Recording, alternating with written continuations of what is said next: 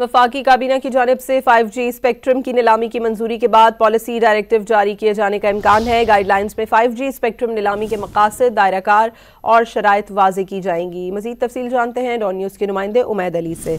Umaid, update कीजिए। काबीना ने 5G स्पेक्ट्रम की नीलामी की मंजूरी दे दी है। वफाक हुकूमत की जानिब से एक पॉलिसी डायरेक्टिव जो है वो PTA को जारी किया जाएगा। ये पॉलिसी गाइडलाइंस होगी, इसमें सारा तरीकाकार होगा किस तरह से जो है 5G स्पेक्ट्रम की नीलामी होगी।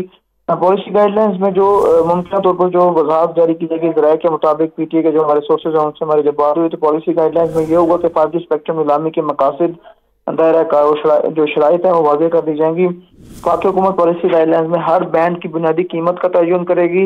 5G सर्विस को नीलामी के 6 माह के अंदर बड़े शहरों में रोल आउट किया जाएगा।